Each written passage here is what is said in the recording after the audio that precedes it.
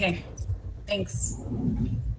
Steve, Yes, I had a question regarding the project. sure. How far back are the tax forms allowed to go? I'd like to see minimally 2018. If it's any older than that, then we basically would question whether the organization is still around. Okay. Because I found this one organization that basically meets all the requirements, but the only problem is the tax forms. They go all the way back to 2015, and that's the only tax forms they're showing. In GuideStar? Yeah. Interesting. Well, you could contact the organization because they're, legally, if you say, I want to see your tax forms, they have to show them to you. Okay.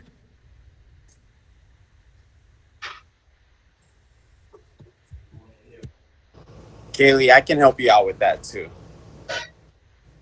Really? I can help you out with that, Kaylee. Okay. I'll text you after the meeting, and then we could figure something out. Okay. Yeah, so today what I want to do is make sure we get through all the poverty stuff because it's important to me that we don't break that up.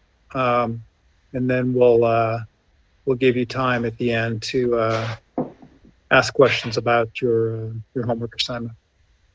Were you guys able to watch the Poverty Inc. Video? Did anybody watch it? I watched it with my mom a while back when she was taking the class, and I found out so many things that I didn't know. Like, Yeah, I had no idea so many things were going on. Yeah, if you want to pick something that that was a surprise to you, maybe. One thing that was a surprise to me was that, for example, you know how everyone is always saying give to Africa because they're a poor community and all that. They're really not, but yeah, we're keeping them in poverty by having them depend on us. Yeah, absolutely. Did you when you guys talked about entitlement, last week, and dependency, you really have to watch out that you don't change the culture of an organization and end up keeping them in poverty when they're able to pull themselves out. Who else had something they were surprised about?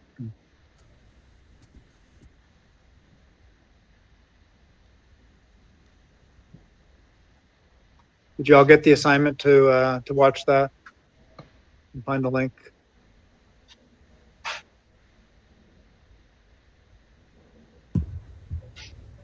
Hey guys, did you get the email I sent?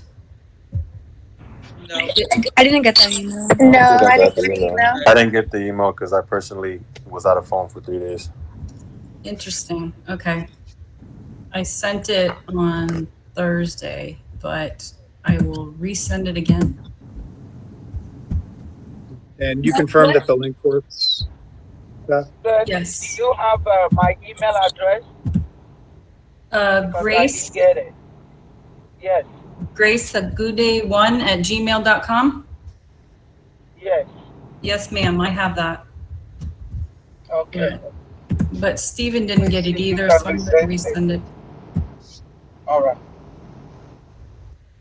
So let me just bring up the Giving University website, and I click on the student tab. On the right over here is a link to the Poverty Inc. video, so you can watch it for free. You don't have to borrow somebody's Netflix or Amazon Prime or anything like that. It's here. And then on the left side over here, there's a questionnaire just to help guide you and help you think about what just keep you focused as you're watching the movie. So let's make that a required assignment for this week then. So please watch the video and then fill out the questionnaire and send that to Beth. And then we'll have a chance to talk more about it next week.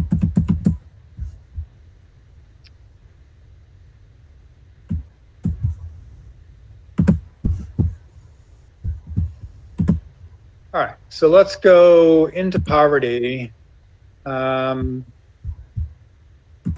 we've talked about that there's 7 or 8 major categories for areas of generosity. And we don't dig into every single one of them, but there are 2 that we spend a little extra time on. And mostly because there's a lot to learn. The people have preconceived notions about those 2 particular categories. So this week we're going to talk about poverty, and then next week we're going to talk about the combination of homelessness and mental illness and addiction. So that's fun. But just want you guys to be thinking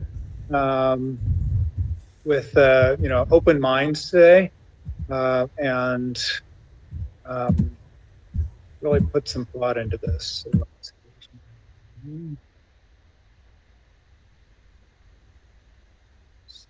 So while I'm bringing up the slides, grab your piece of scratch paper, and the world, the United Nations and some of their local organizations have defined this poverty level as $1.90 in US dollars based on some year, 1990 or whatever it was. And so less than $2 a day.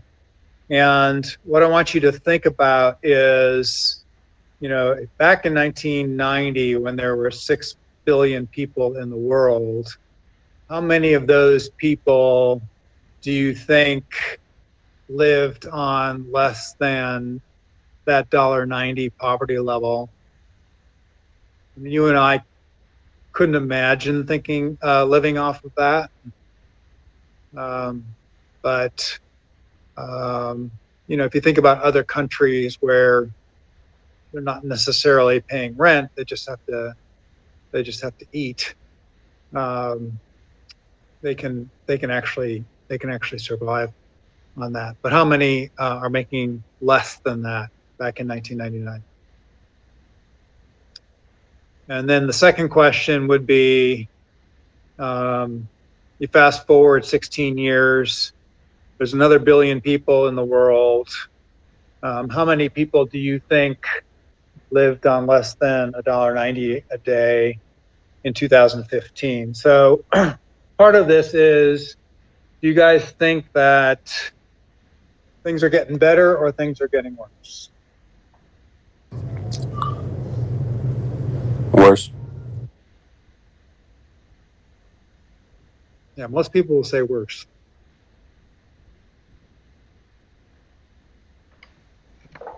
All right, anybody have a guess on the 1999 statistic?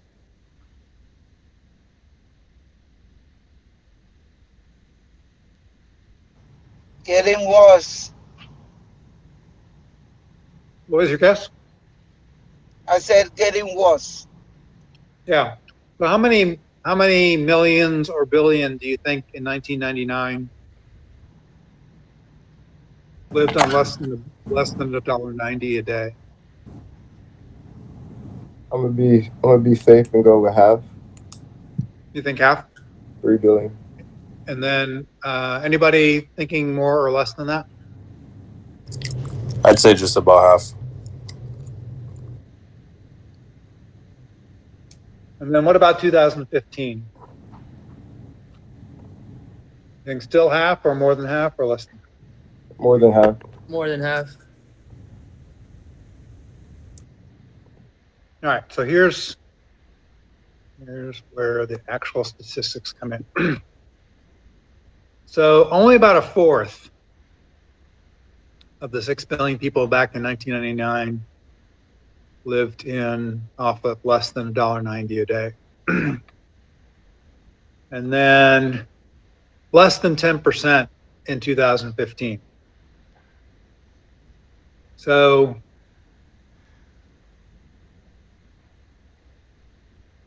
even though there's a lot more people now, there's actually less people that are living below this poverty line. Does that take into account inflation, the inflation numbers? It does. Yeah. It does. Yeah. Wow. So, there's this, perception and media and marketing and that kind of stuff that leads us to believe that, there's all these starving people out there. And especially outside of Africa, the numbers are actually pretty small. Africa's still got a ways to go, but most of the world is doing a lot better than you think. So 2/3 of Americans think that the numbers were getting worse over time, and they're actually getting better. So we're going to talk about today why they're getting better and what we can do to get them even better. $1.90 is great, but wouldn't it be better to be at $5 or $10 or $100? So let's kind of talk through that. Before we do, let's look specifically at Africa. So now we're going to lower the poverty line just because that's where the statistics that I was able to get. We're looking at $1.25 a day. So how many people of the billion people living in sub-Saharan Africa, so not including Morocco, Egypt, some of the northern countries, what percent do you guys think live on less than $1.25 a day? Maybe half the population there? Okay. Anybody else with a thought?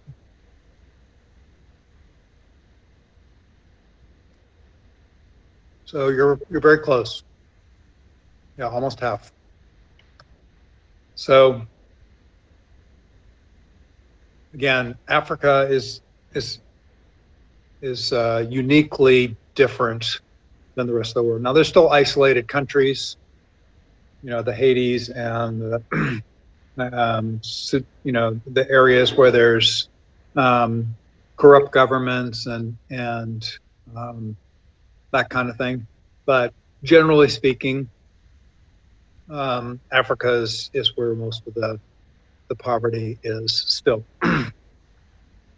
All right, so let's look at children. So one more quiz question. And I apologize, this says last year, but it probably wasn't last year. These slides are about 3 years old. So how many children do you think die from preventable causes? I would say probably either half or a lot more than half. Because So that's how many common thing how that- many children do you think that is? like 5 in million, like a 10 percentage million? or an actual number? An actual number. Oh. We're just gonna throw a guess out there. Maybe 4 million? Okay. All right, so here's the more important question. What do you think those top preventable causes are? Probably just sicknesses from like food and all that. Like they can easily make food themselves, but kind of going back on what I said earlier, they've learned to depend on us. Yeah, but if you think about actual diseases, what would you say is a preventable disease?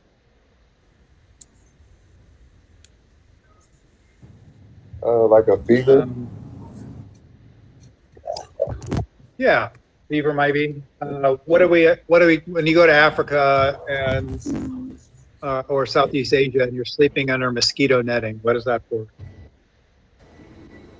Yeah, mosquito is the big issue, and water. Yeah, and so what are the mosquitoes causing, Grace? Malaria. It's causing malaria. Malaria, right. So malaria is Mhm. a preventable disease in essence because the mosquito netting does a pretty darn good job at preventing it. And also, if somebody gets it with modern medicine, if someone got malaria here in the United States, they probably wouldn't die from it because we've got medicine for that. And then Grace, you also said water. So what's Mm. the disease that bad water causes? They have some area of Nigeria have a guinea worm. It's a bacteria eating skin, and although that many investors and charitable organizations are now doing a borehole for people, so unhealthy water has caused a lot of sanitary hepatitis A, gonorrhea, um, guinea worm. Sorry, not gonorrhea, guinea worm. Yeah. But majority of time is hepatitis A. Yeah, it's interesting. The the biggest one, at least worldwide, that bad water gives you is, interestingly enough, diarrhea. Hmm.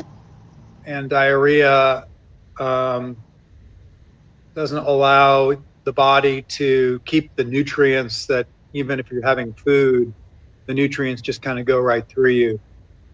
And so you literally die, in essence, starving to death, um, even if you're eating food, because the bad water just flushes all the good stuff out, and they consider it dying from diarrhea.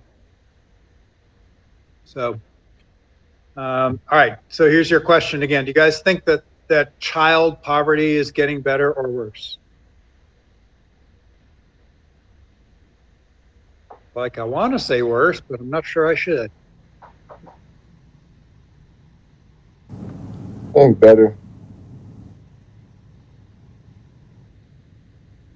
And then think about those top preventable causes. So we talked about malaria. We talked about diarrhea. What else do you think is a preventable death? Something that, Starvation. Um, yeah. Go ahead. nutrition. Nutrition. Nutrition. Mhm. What about for newborns? Low birth mortality because of the prenatal and preventive care. Yeah. And So if they don't have the education or the support or the nursing or prenatal care, or if they don't have the doctor support during childbirth, those are obviously preventable causes of death. If a child died during childbirth, and it was preventable in that if they were at a reasonable hospital with a reasonable doctor, they wouldn't have had that. So 4 million died. Again, this is probably 3 years ago. And in 1990, the number was 5 times higher. So getting way better. That's a good thing. So 4 million is definitely better than 20 million. 4 million is still bad. But there is a lot of energy going towards this. There is increasing amounts of people helping with safe water and medical care and education. So that's great. Top 5 preventable causes on the screen there for you: pneumonia, newborn and birth infections and complications, diarrhea.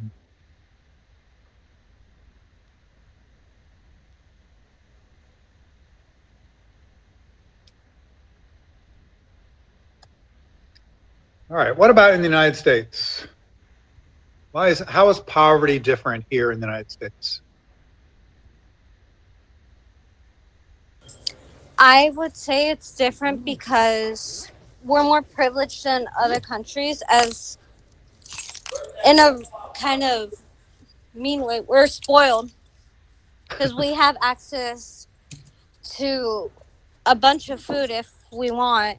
We also have access to medical care. Just simple things like that can make a really big difference in other countries. Yeah, so we have welfare and unemployment and food stamps, disability insurance, Social Security, all of these things that help people that are in short-term poverty get out of short-term poverty, and people that are in long-term poverty, just always make sure that they have, food and basic necessities. That's a little bit different. Steve, I have a question. So when they're talking about poverty in America, are they comparing it against like the standard of worldwide poverty, or is it compared to like the quality of life of most Americans? No, we're really trying to have kind of a global view. Yes, there are obviously inequalities. There's the very rich that have a lot, and then there's the relative poor. But wealthy in some countries means you have 2 pairs of shoes. So in some countries, if you have 2 pairs of shoes, you're considered wealthy. And so by the world standards, many of the people in the US that we consider poor, that consider themselves poor, really have a lot to be grateful for. Not that they, not that I'm trying to justify anything, but, as you look at the whole world, there are people that are way worse off than almost everybody in the United States. All right, so here's your next quiz question. What group of people do you think are the most likely to be living below the poverty level? I think seniors and probably dependent adults. Dependent because? Like they have a disability. Okay. Who else has a guess? I think like single parents. Okay. I would say maybe like kids who age out of the foster system. Yes, although this particular question is they've at least got to 25 years old. But that is a good point. What about, do you guys feel like, race or ethnicity or anything like that, is the main factor for somebody being poor?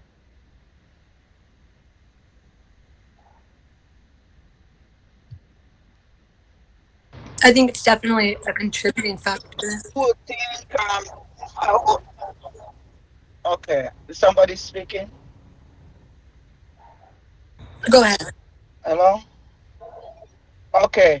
I would also think that there's so much the stereotyping of African Americans that are living under poverty rate, but we don't consider so much of Asian world and you know, Hispanic families that are coming and have nobody to care for them. Yeah. So I will believe that the Hispanic and Asian have more prevalent of over African American because the resources is out there for them. They are Americans. They have what it takes. So that's my opinion. So there's a study that basically chopped up the people in the poverty level into all these different categories. The category that got the highest percentage is people that didn't finish high school.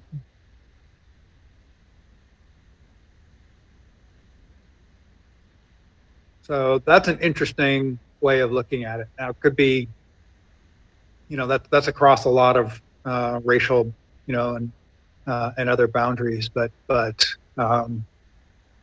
turns out that is the number one forecaster, if you will, of somebody not being able to pull themselves out of poverty. Now, it's not necessarily the cause. You have to go back a step and say, well, what was it about their lives that they had to drop out of high school? So, it's just food for thought.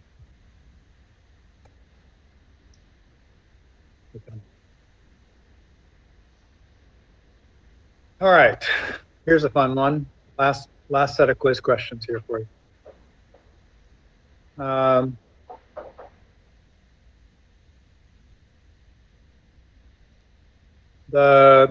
Somebody did a study and said if the wealthier countries would just invest $44 billion a year, they could ultimately conquer world hunger. So here's your quiz question. How much do you think Americans spend on weight loss programs and weight loss products? And how much do you think Americans spend on health care related to obesity?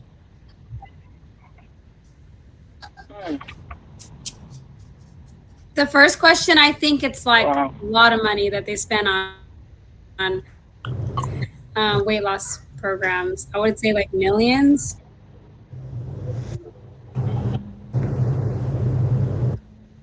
Compared to the 44 Billion. Compared to the 44 billion that would end world hunger, Americans spend $62 billion on weight loss programs.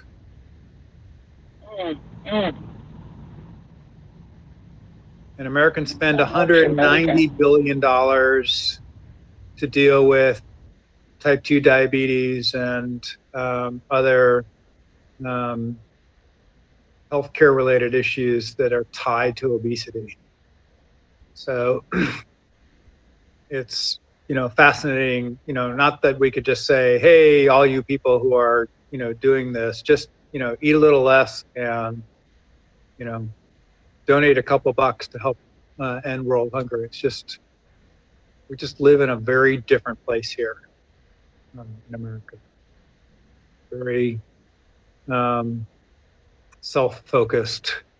A lot of Americans are. So that's a statistic to quiz your friends and family with. All right, so I'm gonna drop the slides for a minute so I can see your faces. Question?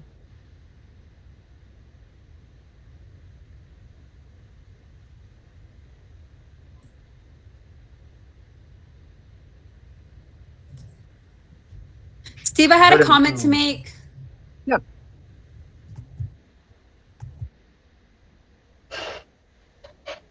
You're getting frozen out. Can you hear me? Now I can hear you.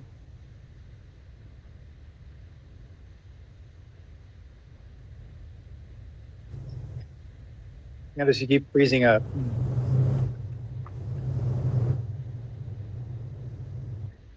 Oh, she's recovering that. Somebody else have a thought?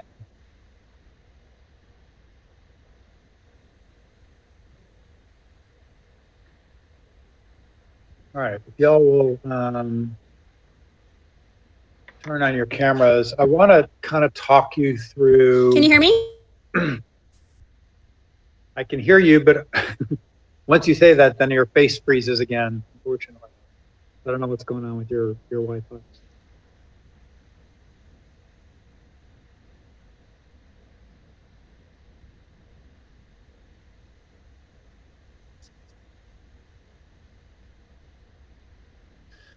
All right, so I want to talk a little bit about wealth creation, wealth destruction, wealth distribution. So, wave if you've ever played poker before. Anybody? No waivers? Wow. Well, the interesting thing about poker is that everybody puts in some money into the pot. Let's say it's $50, and then so if there's 16 of us and each one of us puts $50 in the pot, then there's $800 in the pot. And if we play and play and play and play, and somebody comes out to be the winner, how much does that person win? The whole thing? The whole thing, the whole $800. So a poker game, barring weird extra rules, starts with a set of money and ends with a set of money. In game theory, that's called zero sum. In other words, the sum of all the money is the same throughout the game.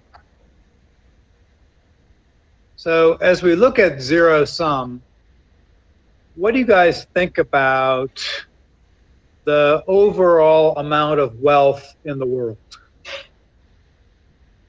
Do you think if you could apply a dollar amount to the amount of wealth in the world, is it fixed? Or can you invent wealth? Or can you destroy wealth? Or is it just all moving it around?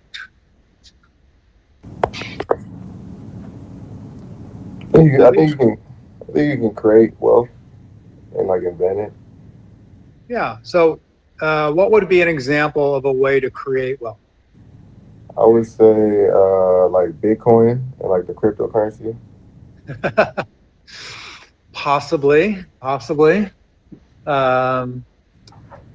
What about, I don't know, 500 years ago, before Bitcoin and before the stock market? Can you create wealth? You're in Africa. Can you create wealth? Yes, through farming, agriculture, Yeah. So mineral resources. good. So if you take something that has less value by itself and you change it in some way so that it has more value, then you've created wealth. If I take a roll of cloth and I sew shirts and dresses and garments, then I've been able to take something that maybe cost me $1 and I can sell it for something that costs $5 or $10. And so in a way, I've created wealth. If I start with seeds of corn, those seeds of corn don't have much value. But if I plant that corn and grow that corn, then I have created wealth. What about destroying wealth?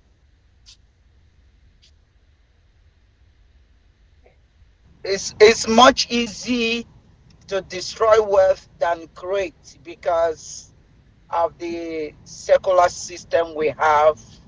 People wasting food, people wasting resources without Yeah, so knowing we the call value. ourselves, good, Grace. We call ourselves consumers, right? Hmm. What is a consumer by definition? It's somebody who consumes, right? What's the opposite of a consumer? A producer. So if you're producing, you're creating wealth. If you're consuming, you're in essence destroying wealth. If you spend $1,500 on a new phone, what do you have in 2 years? The next phone. No, Yeah, you have a you new have you that. have you have a paperweight, and you go off and buy another phone, Yeah. or you donate it to somebody, or you trade it in, and then you have to spend another $1,500.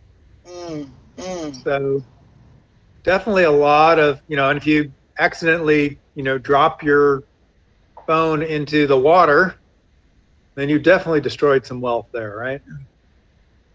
So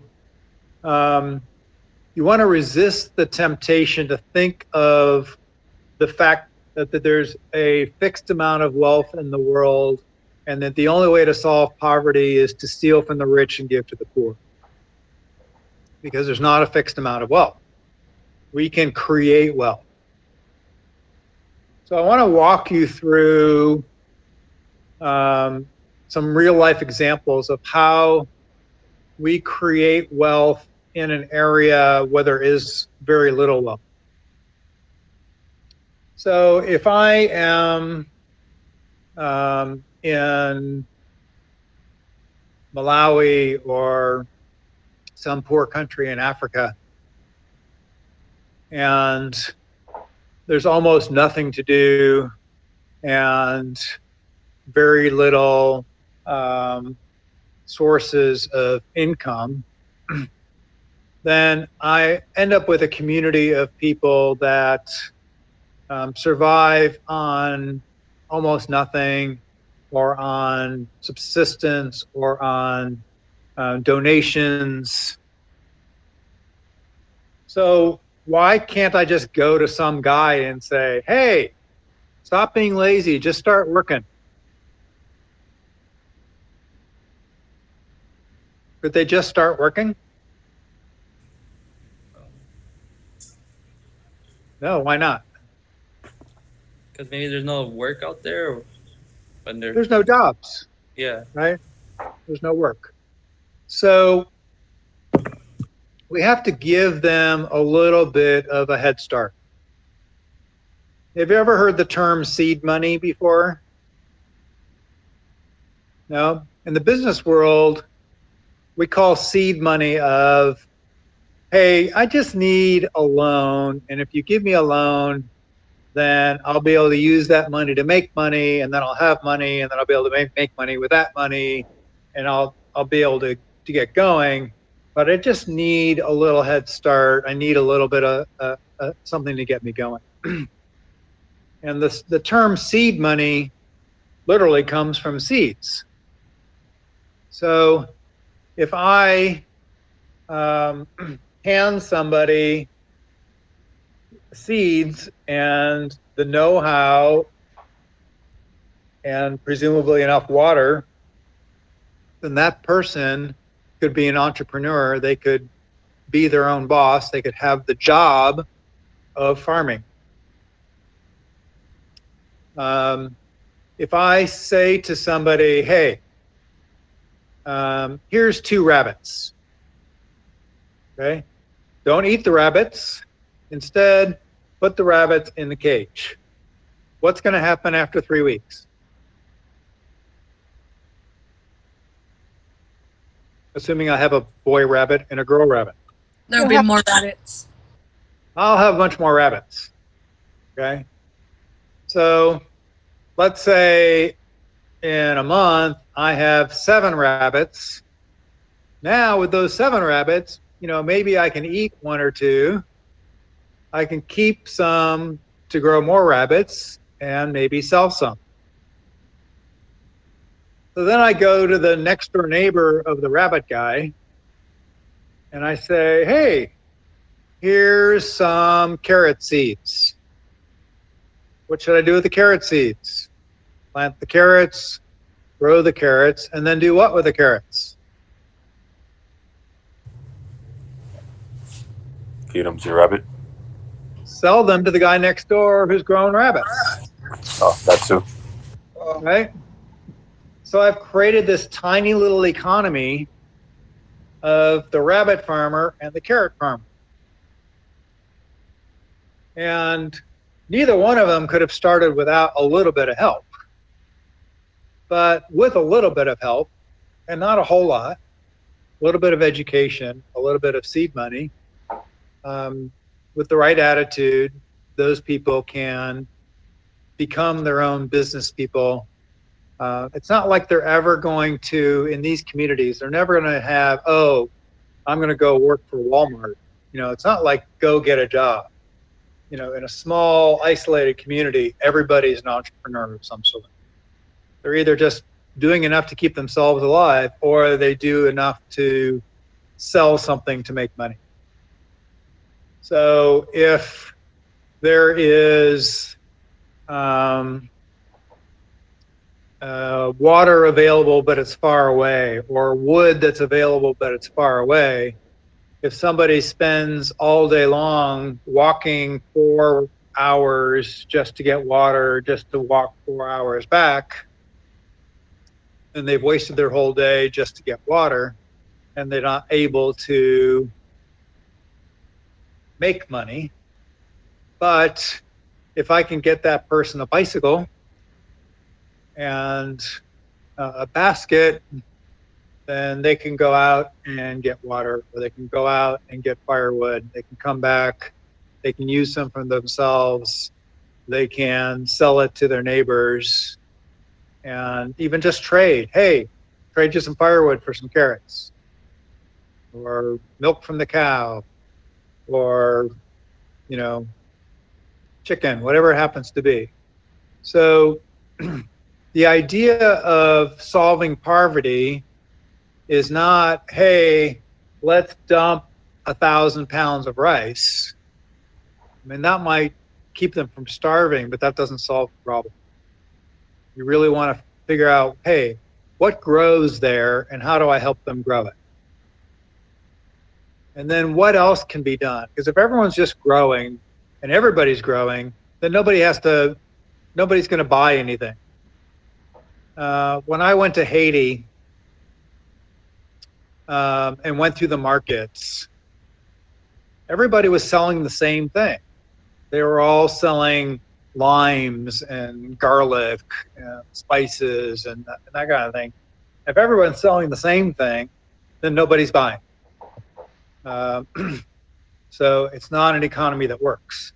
You've got to create something where you're creating something that somebody else needs and they have something that you need. So this is what we call permanent transformation. This is taking a community and determining, hey, what does this community need to be a self-sustaining economy? Hey, we need a school teacher. Hey, we need a nurse. Hey, we need a restaurant. Hey, we need, this. And not creating some sort of master plan community or anything like that, but just working with the leaders of the tribe or of the community, helping to identify what they would need the most, coming alongside them and providing with them, but doing it in a way that after some period of time, and that may be 10, 15 years, but after some period of time, we can walk away and they're self-sustaining and we can move on to the next community. See how that works? Permanent transformation. So the solution to poverty is not steal from the rich, give to the poor. The solution to poverty is enabling in the good sense, people to have a way to earn a living for themselves. And it may require a little bit of money up front to help them do that. So I want to show you a website. Some of you may or may not have heard of it, but I'll bring it up so you can see it.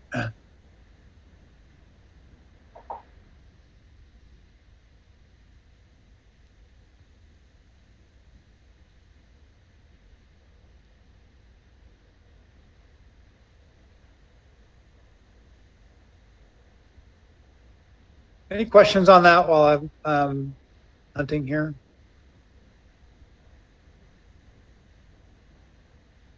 Yeah. How long? I'm sure it just varies, like with a few different factors. But how long would you say it takes to build like a self-sustaining community? And like, do you have any examples of when that's been done? Yeah, I can give you an example. I'll bring up websites.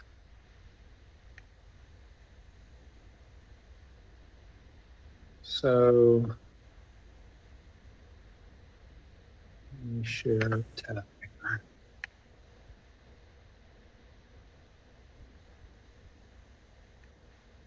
Isn't a tab?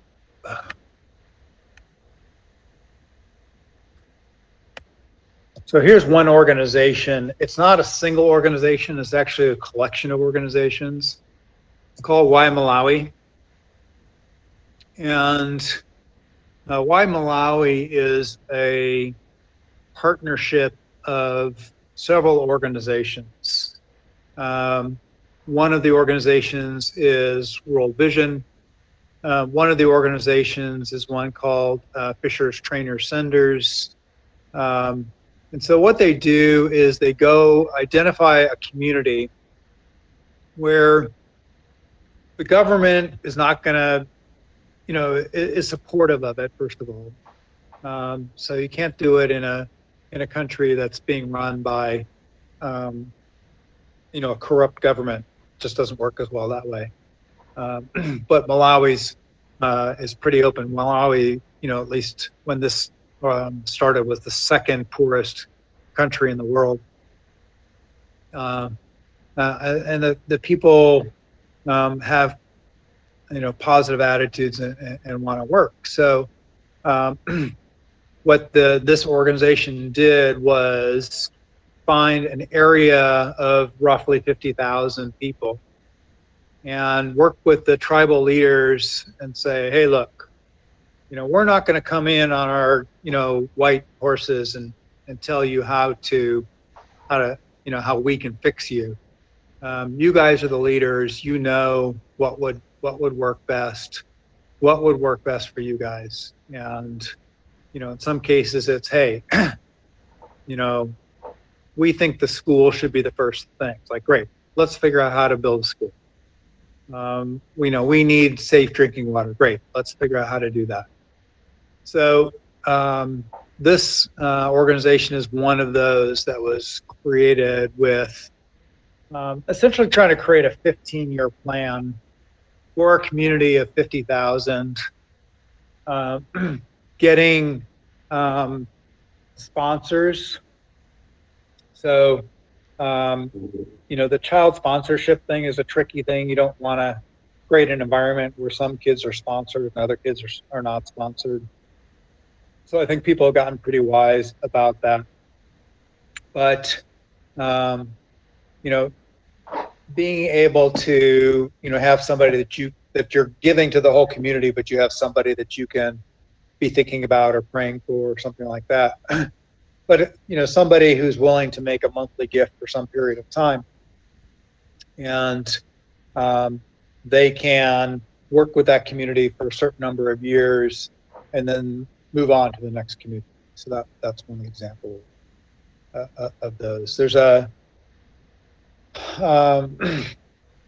another one, I think it's called My Agro, that is big about teaching farmers, getting them good seeds that are better than the average seed, giving them a loan to get them through the time of the year when they don't have crops to sell, and then they pay back some of that loan with the crops that they sell, and then they have their own seed money to do their own thing in the coming 2-3 years. So there's a couple of them that are working out pretty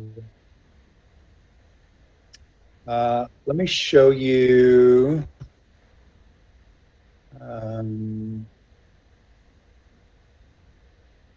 This other organization.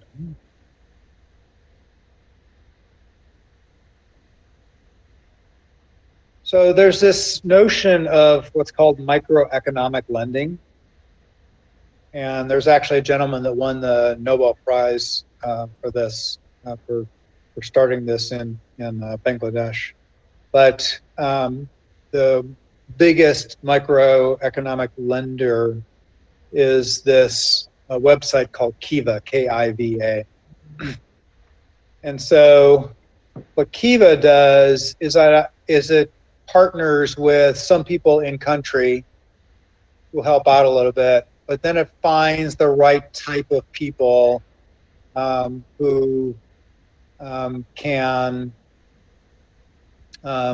take a loan and turn that into a business. And so here's Kenya, for example. This person needs $200 to buy some fruits and vegetables to sell at the market. And what they do with this Kiva is that you cannot loan more than $50 to any one particular person because they want it to be a community of people that are all helping this one person. And so what do you guys think is the payback rate of these little microeconomic loans?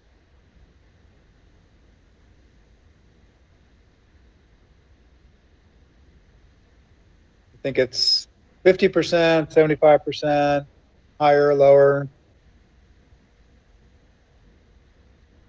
I think higher than 75%, maybe like 90%. Yeah, as it turns out, see if I can, their website changes all the time, but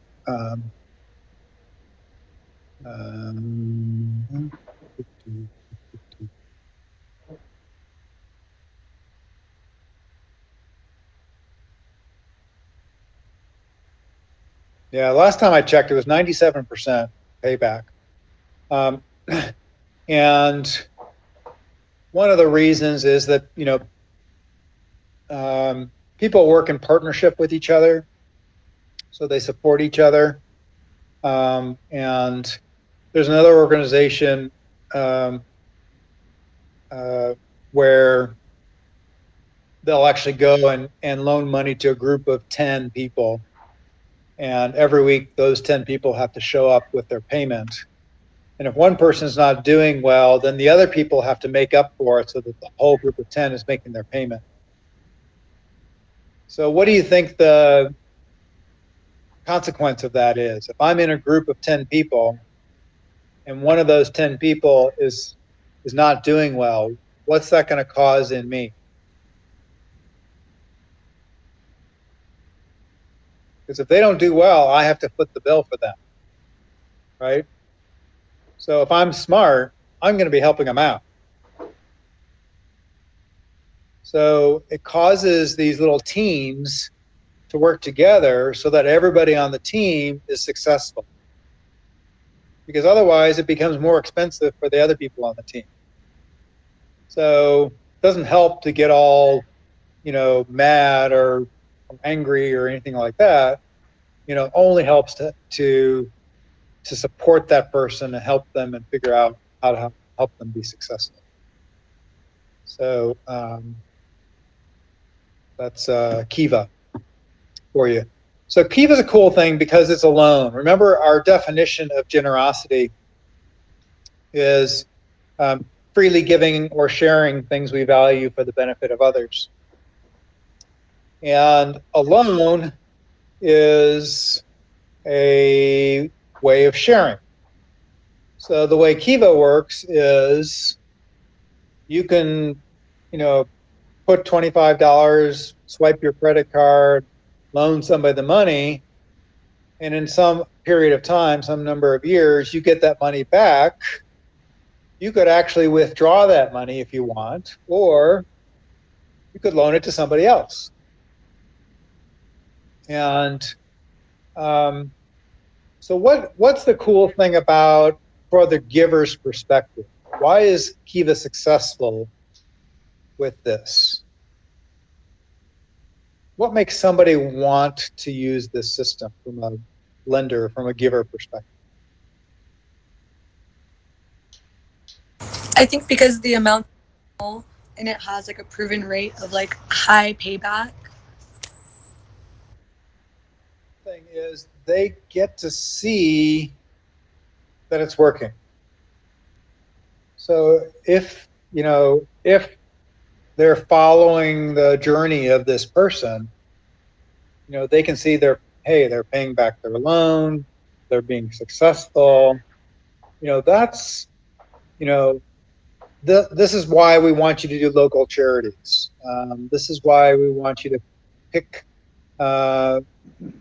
organizations that help people in need, because as you see people in need being helped, that encourages you to be more involved, to give more, to help more, because you see that it's actually having an impact. I like to say that generosity done right can change the world. And so what you'll notice as you watch Poverty Inc. is that generosity done wrong can perpetuate poverty or even make it worse. You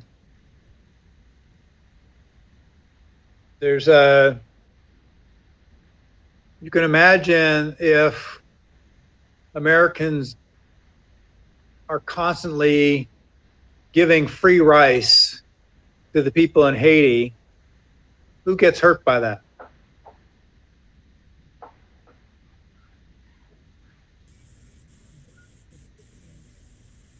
Well, the rice farmer does. So the local farmer who's trying to sell either rice or something that would compete with rice, usually corn, no one's going to buy it because they can get rice for free. And so all of a sudden, somebody who was gainfully employed now is not, because you can't compete with free. So it's a little bit more complicated than just, hey, they're starving, we need to dump free food on them, because it may solve the problem for a week, but over months and years, it just makes the problem worse.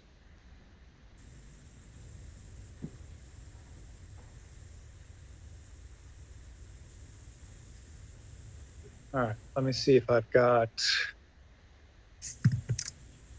anything else. Poverty. I didn't already cover. Oh yeah, let's talk about the gross world product.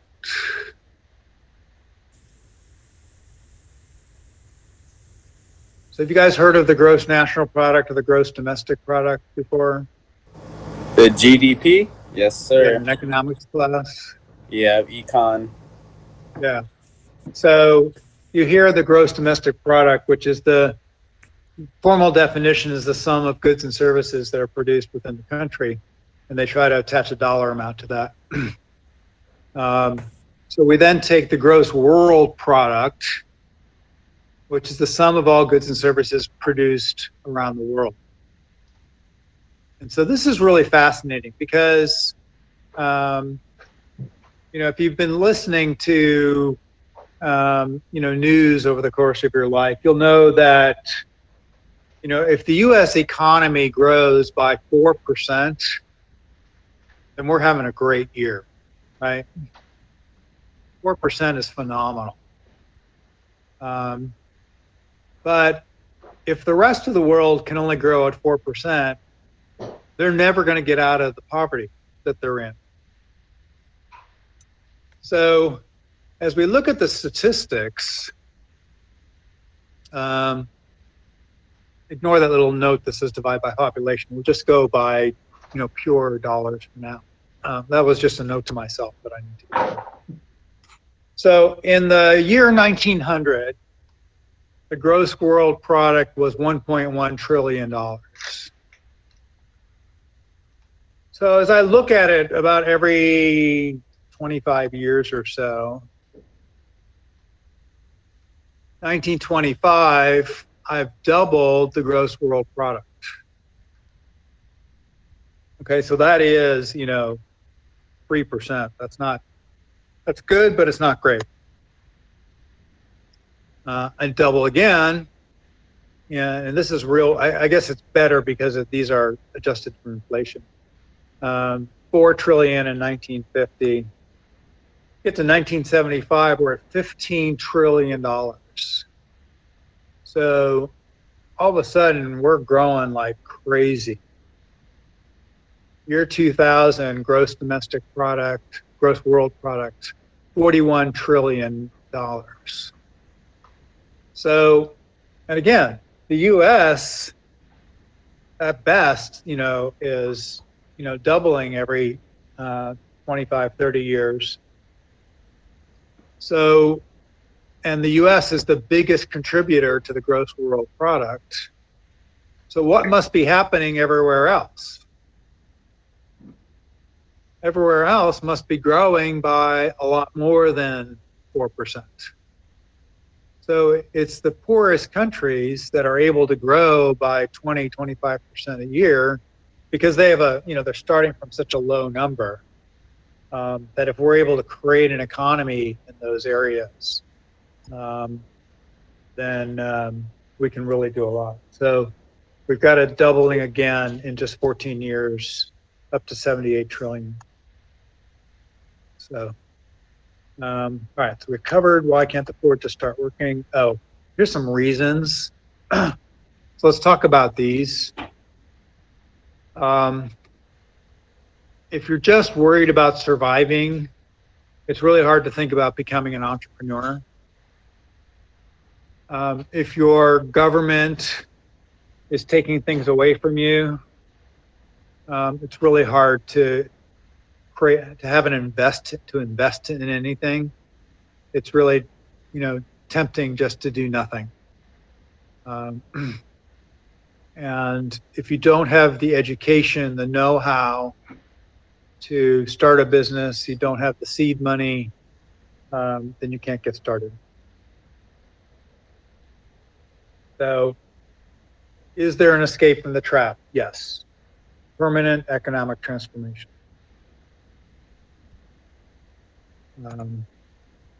We just need water, education, seed money, and a government that supports it.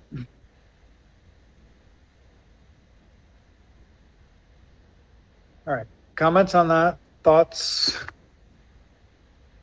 Disagreements?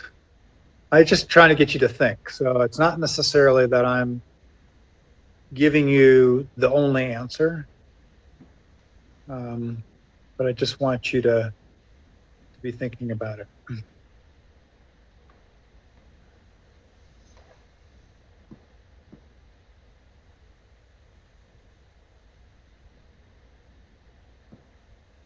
All right.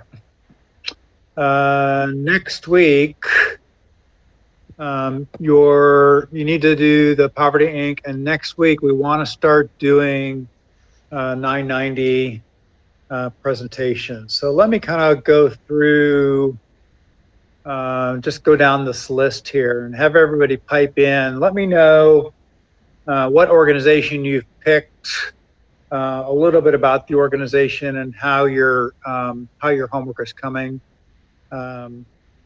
Is it just a matter of you haven't gotten around to it, or is there some confusion? So let me start here at the bottom. Selenia, you there?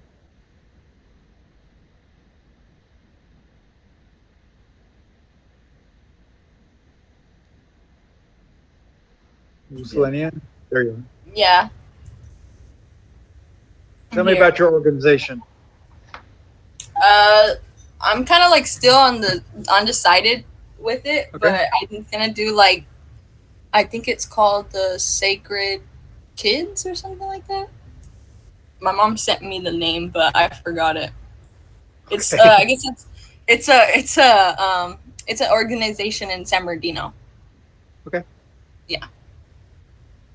All right. Well, don't lose focus. Prudencio.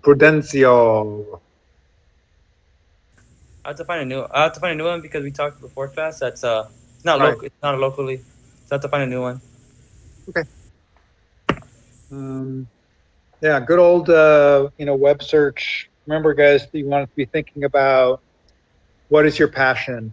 Is it education? Is it poverty? Is it homelessness? Is it abuse? And then find organizations that align with that. Don't just find a random organization just because it's nearby. Nambe?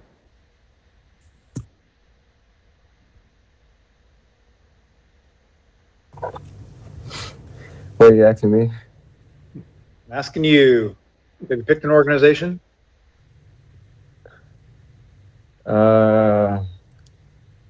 Yeah, I was just gonna say NAMD, but that's no biggie. But what was I gonna say?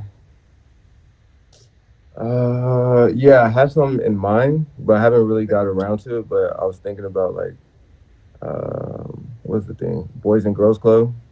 But I know it's like a big, well, for like at least my knowledge, I know it's kind of big. So I don't know if it would work out in the impact. It is a national organization, but a lot of the chapters are self-sufficient, and so you just want to see if there is a Boys and Girls Club of XYZ city, and to see if they have their own 990, because then it's local. Yeah. Hey, Namdi, did you work at a Boys and Girls Club when you were still here in SoCal? Yeah, for like 2 years ago, for like a couple of months. You should check with them and see if they're their own independent chapter, and if so, get their tax forms and see if they're eligible. Yeah. Because that's what you have a heart for that, like guys, how I found my organization is I have a passion for kids. So I literally just started Googling nonprofit organizations in Southern California that help kids. A bunch of stuff popped up on Google and I started reading through them. I started reading through their mission statements. I was like, I don't like that one. I don't like that one. Oh, these three are cool. And that's how I found it. I just decided on a passion, children, and then I Googled nonprofits that help children in California. So that can be, if you guys care about poverty, homelessness, hunger, you look up a nonprofit that takes care of that problem in our area, and you'll find a bunch that pop up. Yeah. Thanks, Josh. All right, Maylene? I was trying to find one on like about helping with cancer, but then I'm like, that one was too general, like you said. So I decided to focus on like kids, which one I found was I think it was called Times for Change or something like that. Okay. You can do cancer if you're looking at supporting families that have a cancer patient in the family. Mm-hmm. You don't want to do curing cancer, right? But there are plenty of organizations that kind of come alongside cancer patients or families, support organizations for families. So you could, just search for, cancer support organizations in your local area and see if you see something there, if that, is more towards your passion. Okay, thank you. Malcolm?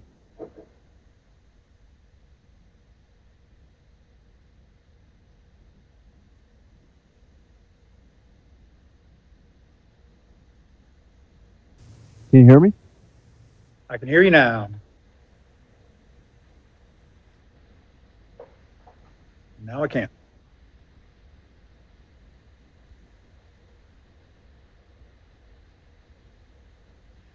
All right, we'll come back to Malcolm. Luzella, are you there? Can you hear me? Can you not hear me? I'm here. Can you hear me? Now I hear you both.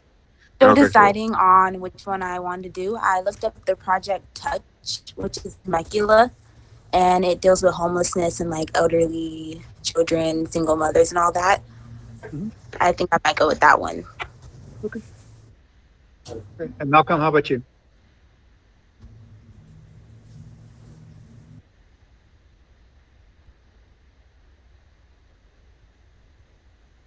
Malcolm, you just want to talk into her mic there for a minute?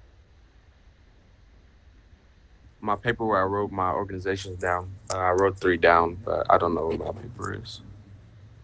Well, without having the specific names, do you know what they were about? Now I do know that one was for single mothers. One was for families with medical expenses. They allow you to stay there free expense. They pay for groceries. You and your family to stay there while the person that's in the hospital is getting treated, and you know that's the one I think that I enjoyed the most or was Great. interested in the most. Okay, good. Wish for that. John? I was still kind of undecisive. I'm still kind of searching, and then I was confused on the math part of it. That wasn't really ever my stronghold. But Josh, luckily, lives nearby, so we're gonna link up and actually work on that together. All right, good. That's where I'm at. Jasmine?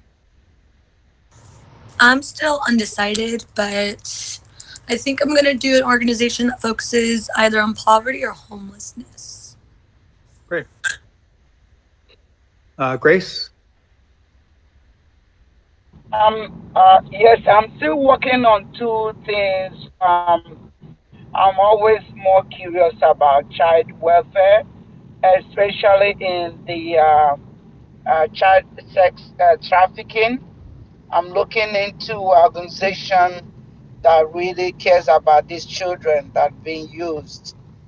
Then I'm also looking at mother-child welfare. It's all centered on the welfare of a child. I know there's a government side that take care of welfare of children and their mothers, and I'm really focusing on that. I Great. will make a decision. Yeah, there are definitely some good organizations that really help with the sex trafficking in Southern California. So. Mm. All right, Fernando.